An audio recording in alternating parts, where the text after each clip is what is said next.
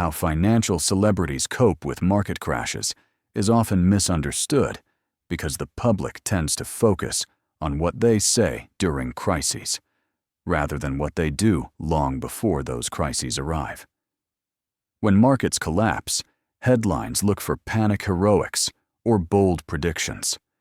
What actually keeps legendary investors and traders intact is far less dramatic. They survive crashes not by reacting brilliantly in the moment, but by having designed their lives' portfolios and psychology so that a crash is survivable before it ever happens.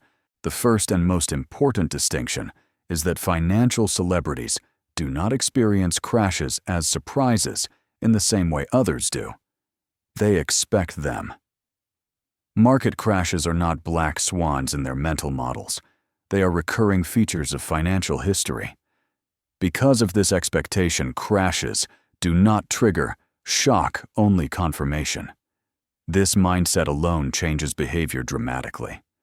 While most participants are scrambling to understand what went wrong, seasoned financial figures are asking a different question. Which scenario is playing out, and how much exposure do I have to it? One of the core ways financial celebrities cope is through predefined risk containment. Before any crash, their exposure is already capped. Position sizes are limited. Leverage is controlled or avoided. Liquidity is prioritized. This means that when prices fall violently, they are not forced into action by margin calls or existential fear. Survival is not debated in real time. It was already planned.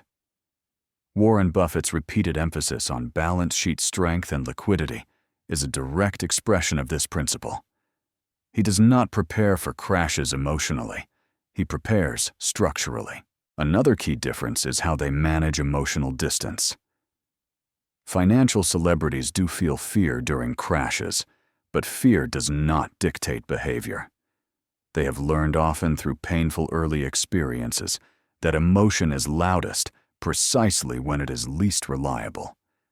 Instead of responding to the market's noise, they return to written principles, long-term theses, and predefined playbooks.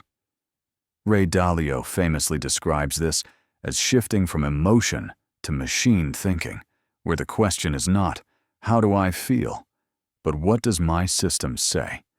This shift is not coldness, it is self-preservation. Financial celebrities also cope by slowing down, not speeding up.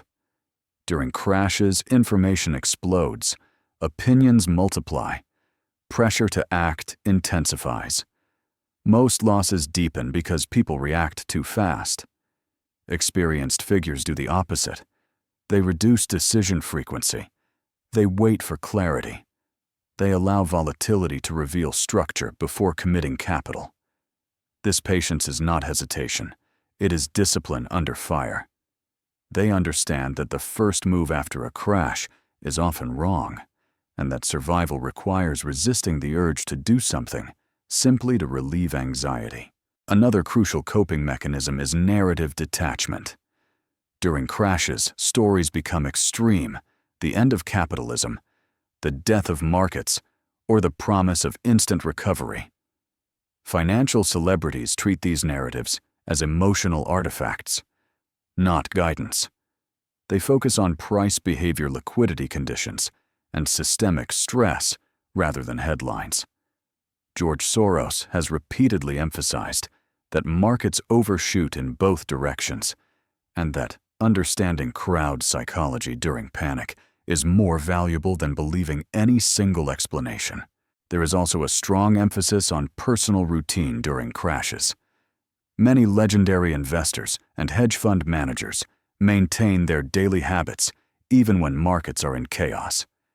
They read exercise journal and sleep as consistently as possible. This may sound trivial, but it is critical. A destabilized body produces a destabilized mind. Crashes are not just financial events. They are physiological stress tests. Those who preserve routine preserve judgment. Perhaps most importantly, financial celebrities cope with crashes by protecting identity from outcome. They do not define themselves by short-term performance. A bad year does not become a personal failure. This separation allows them to analyze losses honestly rather than defensively. When identity is fused with returns, crashes destroy confidence. When identity is fused with process, crashes become periods of assessment rather than trauma. What becomes clear in this first layer is that coping with market crashes is not about courage in the moment. It is about humility before history. Financial celebrities do not believe they are immune to losses. They believe losses are inevitable. Their advantage lies in ensuring that losses are survivable, instructive, and temporary, rather than catastrophic. And it is precisely here, when we move past the image of fearless investors and begin to see the quiet architecture that makes fear manageable, that the deeper story of how financial celebrities truly cope with market crashes starts to take shape and has not yet fully revealed its most important lessons, because surviving the initial shock of a market crash is only the beginning. The real test for financial celebrities comes in the long, quiet aftermath, when fear no longer screams, but whispers, when volatility subsides, but uncertainty lingers, and when impatience becomes more dangerous than panic. History shows that many fortunes are not destroyed on the day of the crash, but in the months that follow, when discipline erodes slowly and emotional fatigue sets in. One of the most important ways financial celebrities cope during this phase is by reframing time. After a crash, the market often moves sideways erratically or deceptively. This is psychologically exhausting. Legendary investors understand that recovery is rarely linear. They do not expect quick validation. Instead, they widen their time horizon deliberately. A crash resets the clock. Expectations are adjusted downward, and patience becomes the primary asset. Buffett's behavior after major crashes illustrates this clearly. He does not rush to call the bottom. He waits for clarity, valuation, and opportunity to align, even if that takes years. Another critical behavior is selective engagement. After crashes, opportunities appear everywhere, at least superficially. Many investors feel compelled to act, constantly fearing they will miss the recovery. Financial celebrities resist this urge. They engage less, not more. They narrow focus to the strongest balance sheets, the clearest asymmetries, or the most robust long-term theses. Everything else is ignored. This selectivity protects both capital and mental energy. In a post-crash environment, saying no is often more valuable than saying yes. There is also a profound emphasis on capital and emotional recovery, not just portfolio recovery. Financial celebrities understand that drawdowns damage confidence as much as accounts. Before pressing risk again, they restore internal stability. Position sizes remain small. Exposure increases slowly. Confidence is rebuilt through process adherence, not through dramatic bets. This gradualism feels unsatisfying to outsiders, but it is precisely what prevents one bad year from becoming a career-ending spiral. Another subtle but powerful coping mechanism is learning extraction. Crashes expose hidden assumptions brutally. Correlations that were assumed to be low converge toward one. Liquidity that was taken for granted disappears. Strategies that worked in calm conditions break down. Financial celebrities don't waste these moments by rushing past them. They document what failed, what held, and why. Dalio's post-crisis reviews are famous for this reason. A crash is treated as data, not trauma. The pain is real, but it is converted into structural improvement rather than denial or blame. Financial celebrities also cope by reducing narrative exposure in the aftermath. Media coverage after crashes tends to oscillate between despair and false hope. Both are dangerous. Experienced figures limit news consumption aggressively during this period. They focus on fundamentals, liquidity, and price behavior rather than forecasts and opinions. This insulation prevents emotional contamination, and allows independent judgment to re-emerge. In the long run, clarity returns not through information overload, but through silence and observation. Another defining trait is resistance to overconfidence during early rebounds. Post-crash rallies often create the illusion that the worst is over. Many people re-risk too quickly undoing the discipline that protected them during the fall. Financial celebrities are wary of this phase. They treat early rebounds as tests, not confirmations. Risk is increased only when evidence accumulates, not when relief feels strongest. This skepticism toward easy recovery is a learned behavior shaped by witnessing multiple cycles, where premature optimism led to secondary collapses. Perhaps the most important coping strategy is identity anchoring.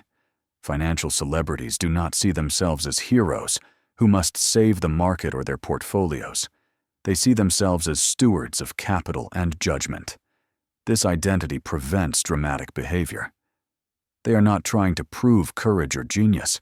They are trying to remain functional. When identity is anchored to stewardship rather than performance, patience becomes natural, and ego-driven decisions lose their appeal. Over extended downturns, many also lean on personal stability outside finance. Relationships, routines, health, and purpose beyond markets become buffers. This is rarely discussed publicly, but it is decisive. Those whose entire identity revolves around market success experience crashes as existential threats. Those with broader anchors experience them as severe but contained challenges. Financial celebrities who last almost always have this broader base, allowing them to endure long periods of uncertainty without psychological collapse. When the full cycle is examined, coping with market crashes looks far less heroic than popular culture suggests. There are no dramatic speeches, no perfectly timed bottoms, no emotional triumphs. There is restraint review waiting and incremental re-engagement. The true victory is not making money quickly after a crash, but not destroying yourself during the recovery. And this is where the story ultimately settles. Financial celebrities cope with market crashes not by outthinking chaos in real time, but by respecting it deeply enough to prepare, endure, and adapt without abandoning discipline. They survive because they design their behavior for worst-case scenarios and remain patient when others demand immediate answers.